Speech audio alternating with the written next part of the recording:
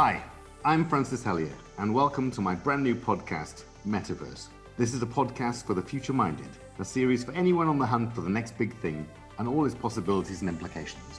This is Tomorrow's World Today. With each episode, I will chat to those at the top of their fields, from futurists in crypto and space travel to forecasters in business and tech. Together, we will ask the question, what's next? Today, I'm joined by Jimmy Nguyen, public speaker, media commentator, global ambassador for Bitcoin SV, and a founding president of the Bitcoin Association. The global industry organization is a non-profit which advances BSV, bringing together enterprises, developers, service providers, and more into the ecosystem. Their mission is to support BSV as the original Bitcoin and build a regulation-friendly system grounded on lawful conduct. Jimmy started out his career as an intellectual property and digital technology lawyer. He joined N-Chain before then helping launch the Bitcoin Association. Recognized as one of the 500 leading lawyers in America by Law Dragon at just age 36, Jimmy gained the Industry Leader Award in 2017. He's also been inducted into the California Minority Council Program's Diversity Hall of Fame. Jimmy, it's great to have you on the show. Good to see you, and thank you for having me.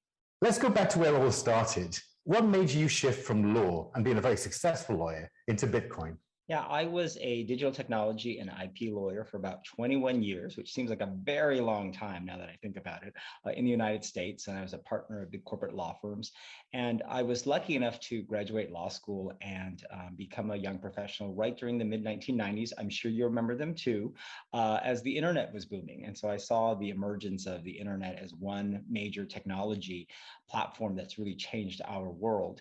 And then I'd always been thinking I wanted to do something more on the business side, because as a lawyer, it's a very fascinating, interesting career, but you're really there to support your client's business interests as opposed to leading things you want to build and create yourself. And I had this sort of urge from having watched the internet grow that I wanted to be involved in leading and building new technology movements myself. And about the last few years of my legal career, I knew it was time to go. And some clients of mine were involved in the blockchain, Bitcoin space as it was emerging, as well as fintech. And they were launching a blockchain R&D business in the United Kingdom in London, N-Chain, which you mentioned. And I was helping them behind the scenes, and all of a sudden, got offered an opportunity to take a leap and join them. And that's what led to my entry into the blockchain world. But it was mostly because I was interested not just in Bitcoin as a financial payments or investment tool, which is what people think of it as today. I was really interested in the concept of blockchain technology as a new form of data distribution and data power, similar to how the internet emerged in the 1990s. So that's how I ended up here. It's sort of, I say, I didn't really find Bitcoin, it found me. Excellent. Now, I'm pretty sure that most of our listeners will understand the history of Bitcoin. But I think for those that perhaps don't know where we are today and why there's different versions of Bitcoin, et cetera, perhaps you can give a summary as to how we've ended up now with more than one Bitcoin and what that actually means. Sure. It's, I know, confusing sometimes to a lot of the general public, and I know you understand it, but here we go. So the Bitcoin white paper, which introduced the concept of Bitcoin to the world, was posted on the internet in 2008 under the pseudonym Satoshi Nakamoto. And there's always been this mystery for many years about who Satoshi Nakamoto is. But it introduced to the world this concept of Bitcoin as a peer-to-peer electronic cash system. That's the title of the white paper. So what that means is I should be able to send to you peer-to-peer from wherever you and I are in the world directly without the need of an intermediary, such as a payment processor, credit card processing system, PayPal, or any of these digital apps people use today. Should be able to send you electronic cash. And that's an important phrase in the Bitcoin white paper because it was designed to create a more efficient means to send money across the internet, including small casual transactions, which is referenced in the white paper. So it wasn't just about sending big amounts of money, but it was because the internet did not have, when it was created, a native way to send payments. Right? We could send data, emails, website information, but there was not a native way to send you a money payment and without adding some kind of intermediary or layer on top. And that's what Bitcoin was designed to solve. So Bitcoin's blockchain started in 2009. The blockchain is the data ledger that is used to process and move Bitcoin transactions. Instead of being kept by one person or bank or company, it's kept by many, many nodes, so it's distributed. So Bitcoin continued to proceed. A lot of people didn't pay attention to it at first. People started to after a few years. And then there became this really big debate in the Bitcoin community about whether Bitcoin should scale. And by that, what we mean is whether or not it should grow its capacity to handle more transactions and more data, and do so to keep it fast as a network and to keep the transaction fee small.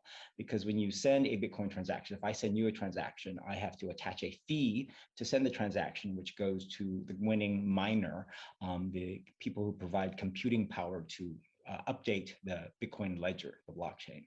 And so there was a contingent of the Bitcoin community who said, no, we need to keep the blocks small. Every block of transactions is added to this ledger on average every 10 minutes. So if you keep it small, you can only add so many transactions. And then they get backed up, and then it costs more to send a transaction. The analogy I like to give is think back to the early days of the internet. When email first started, if whoever created the email protocol limited the capacity, the bandwidth of the email system to only handle 7 emails a second worldwide from everyone, we would not have the large email traffic we have today. And so the Bitcoin blockchain protocol developers had restricted the block size, the block cap of the blockchain to 1 megabyte for many, many years. And that's very small.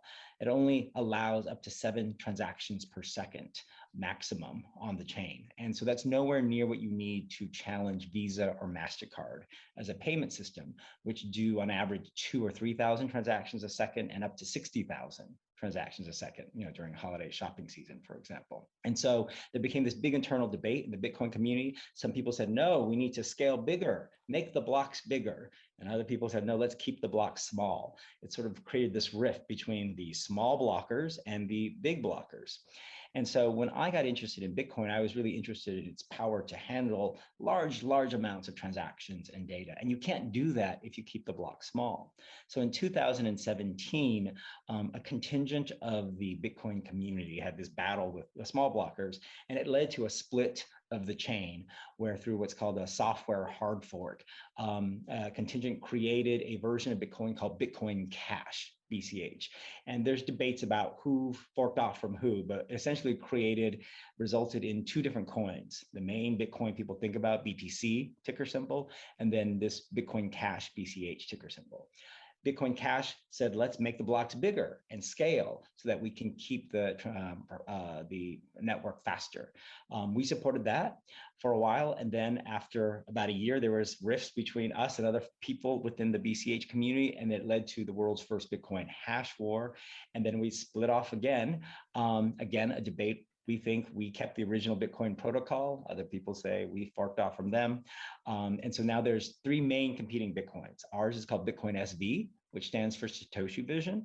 And that is designed to reflect that we're trying to restore the original vision of Satoshi Nakamoto. And the biggest difference between us, BCH, and BTC is scaling. We've restored a lot of the technical elements of the original Satoshi protocol that had been changed along the years. But now our blockchain has no limit, no set limit by us or the protocol developers as to how many transactions or how big the blocks can be. And we've developed software mechanisms and technical improvements to show that it can scale bigger. We've already shown on our network, 5,000-6,000 transactions a second capacity. We have a new enterprise version of our software called Terranode, in which live demo tests have shown 75 to 100,000 transactions per second.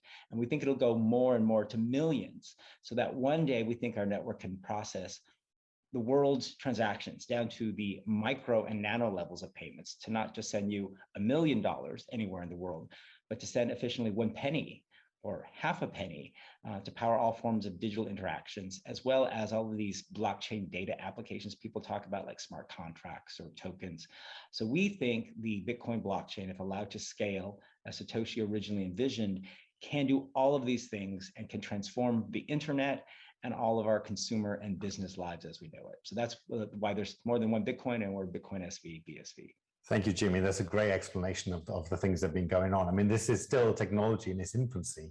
I mean, it took a long time for the internet to sort of really take off and become something that people recognize. With any new technology, sometimes things go wrong. And I know that recently there was a problem, there was a hack against Bitcoin SV. What happened and what sort of measures are in place to prevent those things from happening? Sure.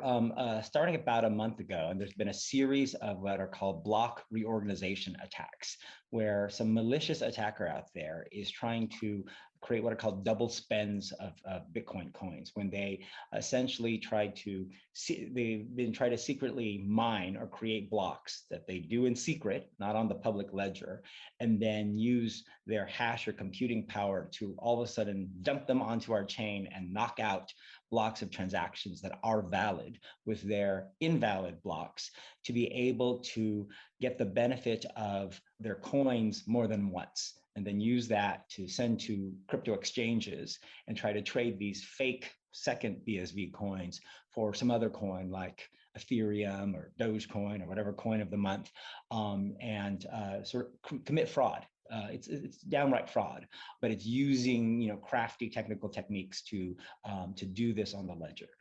So we detected it. We have monitoring teams around the world 24/7 that detected it. And the recent attacks, especially there's been a new wave of them that happened starting a couple of days ago. The honest miners of the network have been able to repel these most recent attacks that we detected over the last week. And so it's allowed our teams around the world and our partners to analyze the issue, develop much more resilient mitigation factors, work with industry partners such as the exchanges to notify them so that they could take protective measures to avoid being cheated. So it's happened to other blockchains. It's not unique to BSV. It's happened to Ethereum Classic. It's happened to a number of other chains. So it's unfortunate that it happens, but it is frankly a reality of any technology, just like when companies get their computer servers hacked or their databases hacked. People are always trying to DDoS, websites. There's bad actors out there, and it's a reflection that there's value being generated in the blockchain ecosystem. So we have dealt with it. We're still dealing with it, and it has forced us to put together crisis management plans, mitigation plans, and figure out how we can be stronger and more resilient. So, while I wish it doesn't happen, forces us to, create and learn from them to, create more defensive mechanisms and strengthen the network. We've also taken this very seriously from a law perspective. We have reported the crimes, because they are crimes, to law enforcement agencies in more than one country. I myself have talked to teams from one of the law enforcement agency groups. We've provided them information about it. And, I hope that these attackers are caught, to send a signal to the world: don't attack blockchains. People think it's just a technical thing. It's fraud, and it's a crime to steal money. So thanks, Jimmy. I mean, I think it's true. Any new technology is going to go through these fits and starts. I mean, it's something that happens. I remember back in the day when we started our business, and everyone thought we were criminals because we were selling tickets online, and it was something that hadn't been done before. And so, people come up against this. And I suppose when you are under those sort of attacks, it's because you're doing something that people want to stop or want to get involved with. Yeah. Part of it also is, to be honest, you know about this as well. There's a lot of tribalism in the digital currency, cryptocurrency community. And because BSV is this competing chain to BTC, there's a lot of, sort of toxic crypto Twitter battles I see. Yeah. And I'm sure we don't know who's behind the attack. They're obviously doing it for financial reasons. There could be other motivating reasons we don't know, which is, they just don't like our competing coin. And that may have something to do with it. And, we face it like strong people and know that we are on the right and that bad actors ultimately get caught. Well, Jimmy, I know you're a lover, not a fighter, as Michael Jackson would say. So yes. I'm sure things will turn out well. Tell me about Craig Wright. He's Australian. I need a little bit more. Come on, I need a scoop. I need the scoop. Oh gosh. So Dr. Craig S. Wright is obviously a very visible face of the Bitcoin SV ecosystem. He is my colleague. He's chief scientist of nChain, the company that I used to be CEO at, and he is obviously very involved in the BSV world. He is the Satoshi Nakamoto of the Bitcoin white paper fame, Satoshi Nakamoto. I know a lot of people do not believe that. And obviously, if you look him up on the internet, there's all kinds of, reports, people saying he's a fraud. I personally believe he's Satoshi Nakamoto, having worked with him for many years now. I also believe that Bitcoin SV's success is not about Craig. And people sometimes think that we're out trying to prove Craig is Satoshi Nakamoto to make BSV successful. I got into this because I really believe in the technology and his technology vision, which is scale Bitcoin big so that it can power a much more efficient internet for payments and all forms of data applications. But I work with him a lot. He is, in my belief, Satoshi Nakamoto, but I also never ask anyone to support, invest in, build upon, or do anything with BSV because he is Satoshi Nakamoto or not. They should choose that based on our technological superiority, because there's no other chain that you can be doing on Bitcoin where the transaction fee is a median of 1/100th or 1/50th of a US cent, which is what we are, which is based upon scaling. So that's Dr. Craig S. Wright, and he is a very fascinating, intelligent character. He's brilliant in that he knows and studies many different subjects. The man has 20 some degrees, academic degrees, master's and PhD levels, and is constantly learning. And I think it's a reflection of what I think Bitcoin really is. People think it's this technological marvel, but it's really, its genius is the ability to combine many different disciplines. Cryptography, of course, mathematics, game theory, economic incentives, and legal compliance all in one. So he's the crazy Aussie in my life. Tell me a bit more about the association, what you're trying to achieve with the association. Obviously, you're encouraging business to get involved in the BSV ecosystem. So what else are you trying to achieve with it? Our association has a very broad mandate. Its most simplest form is grow the usage and adoption of BSV as a digital currency, as well as its blockchain for consumer, enterprise, and government usage. And so to do that, we do various things. One, we support the development of what's called the node software that's used to run the network, as well as development infrastructure tools to support it. We do a lot of developer training and education because we need to train and educate more people to build on this blockchain technology. So we also train business people as well. We do a lot of educational work. We work with all of the ecosystem businesses out there, such as the miners, exchanges, digital asset service providers, for example, people who do custodians. And we also try to talk to companies, for example, like yours, about why you might want to build new versions of your ticketing application and capabilities using a blockchain, or integrate payment tools that we could provide through ecosystem partners. And I also do a lot of engagement with government, because we believe that for blockchain technology and Bitcoin technology to grow to mass adoption, governments and big businesses need to be comfortable with it. It's what happened with the internet. In the beginning, people were a little afraid of the internet, wild, wild west, gray market things happening. And then law and order came to the internet, it's still coming. And that led to bigger businesses wanting to use it. So I think the same is true with blockchain technology and digital assets.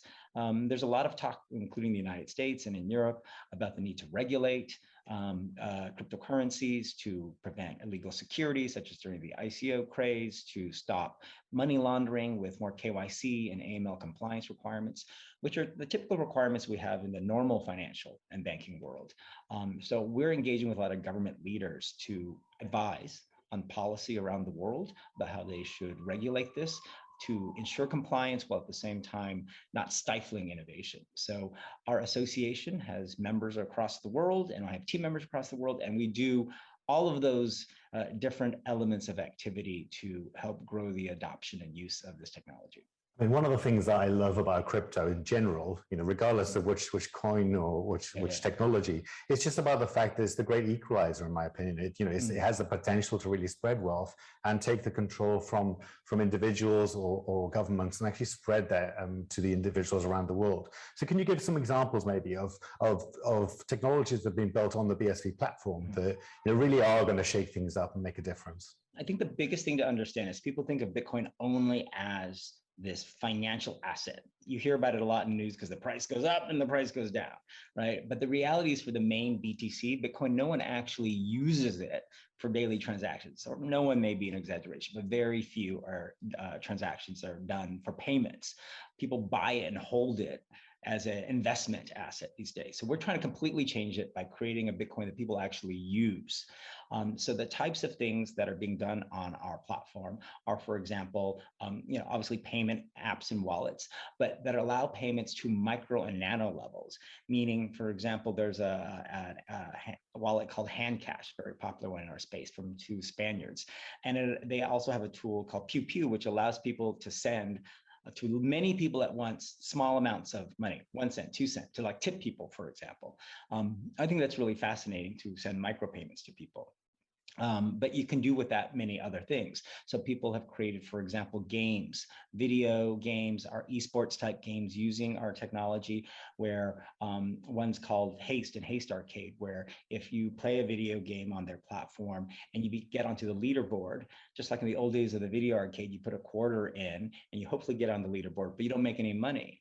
What if you paid through this game a little bit of Bitcoin SV to play? If you get to the leaderboard, everyone after you who does not beat your score, you get a tiny little portion of their payment, so it can get distributed to your Bitcoin wallet. I think that's really fascinating. They've created this instant leaderboard payout concept because of that. So there's an esports game called Crypto Fights built on our platform, where they record the battle moves to our blockchain for data integrity and to stop cheating in esports betting. So that's really grown very popular recently. There are more business-like applications such as supply chain management, management of healthcare data, COVID-19 vaccination records managed on our blockchain. There's social media apps, for example, taking Twitter or Instagram and allowing you as the user to actually earn money instead of the platform earn money, inverting the business model, where instead of just Facebook earning from selling your data, what if every time you posted a picture on an app called Relica, which is like Instagram, you pay a little bit of BSV to post it, but then people tip you little amounts if they like it or comment on it. So if you become an influencer like you could actually be making money. This video that we're recording now, you can put on a platform on BSV called Streamanity, where people pay you small amounts of money to watch.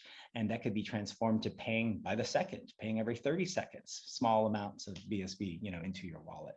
And so there's a whole vast variety of applications. There's an AR/VR platform on our space. Someone has created a data integrity platform so that when pharmaceutical companies are doing clinical trials and testing new drugs, they can record what are called hashes or fingerprints of the data to our blockchain to verify what the data is at a moment in time. So if someone tries to change or manipulate the data later, it can be detected.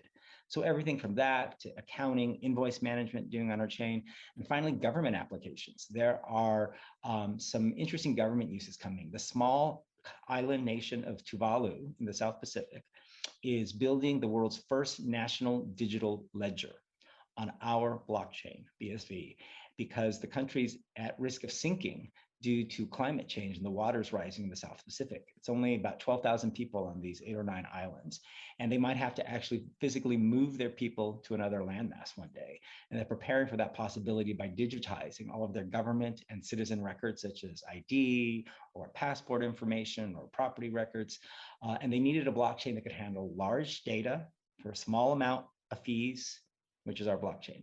So it's a exciting variety of things, from consumer payment and social media apps to changing the world supply chain to changing a whole country that's being done at BSV, and we're just getting started. So I can't wait to see what the next couple of years hold. Well, we certainly agree that blockchain is changing the world, and we have so many exciting developments ahead of us. Where do you see us in 10 years' time?